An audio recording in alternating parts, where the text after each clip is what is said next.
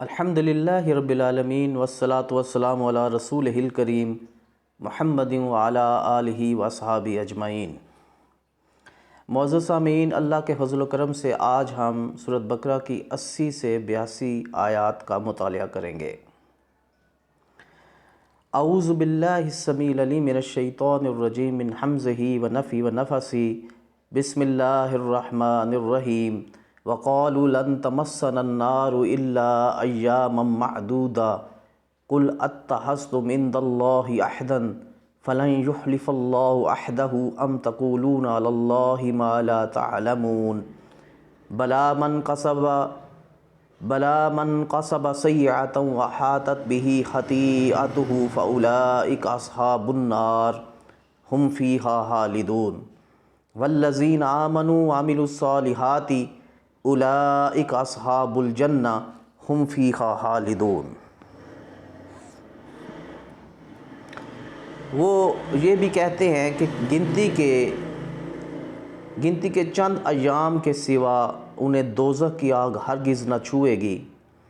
آپ صلی اللہ علیہ وآلہ وسلم ان سے پوچھئے کہ کیا تم نے اللہ سے کوئی عہد لے رکھا ہے جس کی وہ خلاف ورزی نہ کرے گا، یا تم اللہ پر ایسی باتیں جوڑ دیتے ہو جن کا تمہیں علم ہی نہیں؟ بات یہ ہے کہ جس نے بھی برے کام کیے پھر اس کے گناہوں نے اس کا گھیرا کر لیا تو ایسے ہی لوگ اہل دوزخ ہیں جس میں وہ ہمیشہ رہیں گے، اور جو لوگ ایمان لائے اور اچھے کام کیے تو یہی لوگ جنت کے مستحق ہیں جس میں وہ ہمیشہ رہیں گے۔ یہود کی عذاب اخروی کے متعلق غلط فہمی اور اس کا جواب۔ یہودیوں کا عقیدہ یہ تھا کہ ہم چونکہ انبیاء کی اولاد اور اللہ کے محبوب ہیں، لہٰذا ما سوائے چند دن کے انہیں دوزخ کی آگ نہیں چھوئے گی۔ ان کے اس باطل عقیدے کا جواب اللہ تعالیٰ نے کئی طرح سے دیا ہے، جن میں سے ایک یہ ہے کہ اللہ تعالیٰ نے رسول اللہ صلی اللہ علیہ وآلہ وسلم سے فرمایا کہ ان سے پوچھو کہ اس عقیدے کی اصل کیا ہے؟ کیا اللہ نے تم سے کوئی ایسا وعدہ لے رکھا ہے؟ اگر ایسی بات ہے تو دکھاؤ تو صحیح، یا بس تم اللہ پر ایسی ہی جھوٹی باتیں جوڑ دیتے ہو؟ اور دوسرا جواب یہ ہے کہ اے یہود، اگر تم فی الواقع اس دعوے میں سچے ہو کہ تم اللہ کے چہیتے ہو اور ما سوائے چند دن کے تمہیں دوزخ کی آگ چھو بھی نہیں سکے گی، تو پھر تم مرنے کی آرزو کیوں نہیں کرتے؟ یا بالفاظ دیگر، ان دنیا کے جھنجھٹوں سے نکل کر جنت میں جانے کی آرزو کیوں نہیں کرتے؟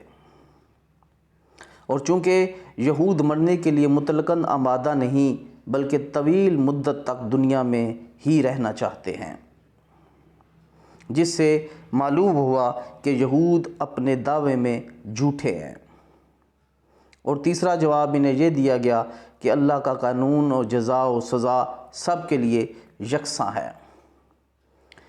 یہاں نسبتی رشتے کچھ کام نہیں آئیں گے۔ جس شخص کو بھی اس کی بدعمالیوں نے گھیر لیا وہ یقیناً دوزخ میں ہی جائے گا، پھر ہمیشہ اس میں رہے گا، اور اس قانون میں اے یہود تمہارے لیے کوئی تخصیص نہیں۔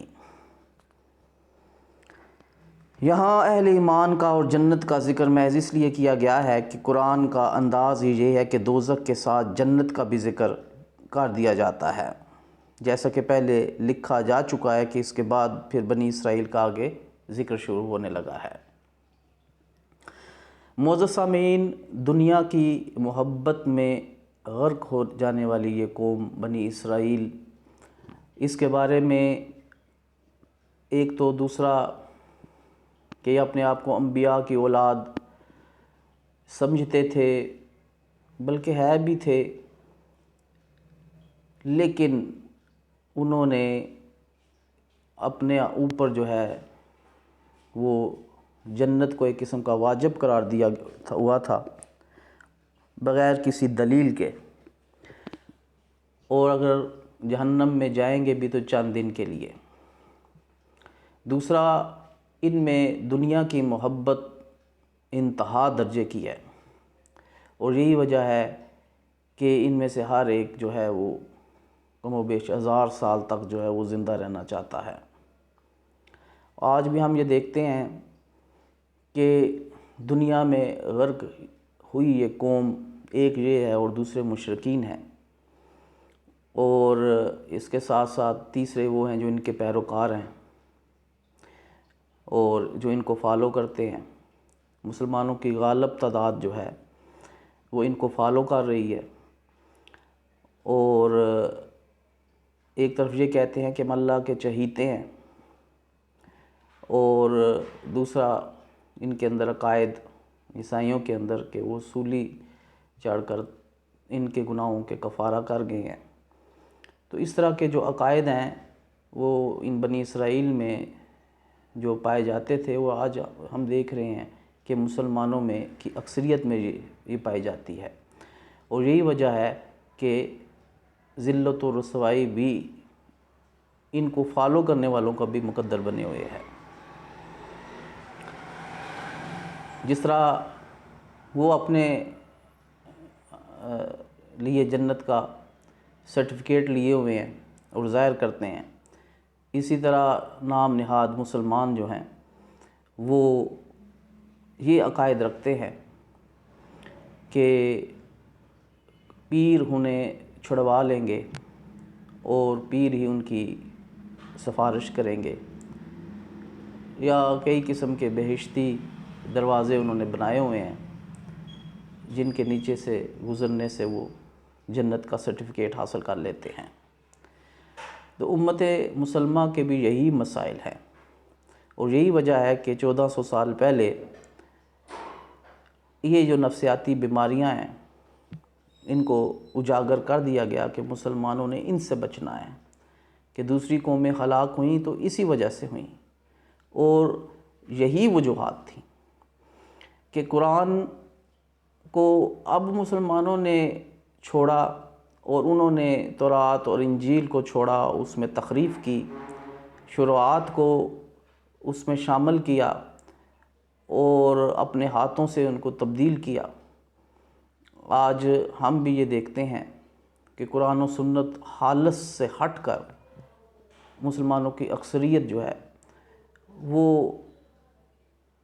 ان چیزوں کی پیروی کرنے کا دعویٰ کرتی ہے جن کی کوئی دلیل نہیں ہے، یا جن کو وہ فالو کر رہے ہیں انہوں نے کہا ہو کہ ہمیں فالو کریں، نہ انہوں نے کہا کہ ہمیں فالو کریں اور نہ ہی ان کے پاس کوئی دلیل ہے انہیں فالو کرنے کی، لیکن اس کے باوجود یہ قرآن و سنت کو چھوڑ کر اللہ کے نبی کو براہ راست فالو کرنے کی بجائے کسی اور ہستی کو جو ہے وہ فالو کرتے ہیں، اور اس کے ساتھ ساتھ وہ یہ بیماریاں جو ان بنی اسرائیل میں پائی جا رہی ہیں، آپ دیکھ سکتے ہیں کہ بالکل بین ایسی ہی بیماریاں مسلمانوں کی اکثریت میں جو ہے وہ پائی جاتی ہیں۔ تو قرآن مجید فرقان حمید کو ڈیلی بنیادوں پر پڑھنا نہایت ضروری ہے، ہر مسلمان کے اوپر یہ فرض ہے، اور اسی وجہ سے ہی ہدایت میسر آ سکتی ہے، اور اسی وجہ سے ہی عروج میسر آ سکتا ہے، اور کوئی دوسری ہمیں کوئی بات نظر نہیں آتی کہ جس پر عمل کر کے آپ عروج حاصل کر سکیں گے۔ جیسے ایک سکالر کہتے ہیں کہ for our brilliant future we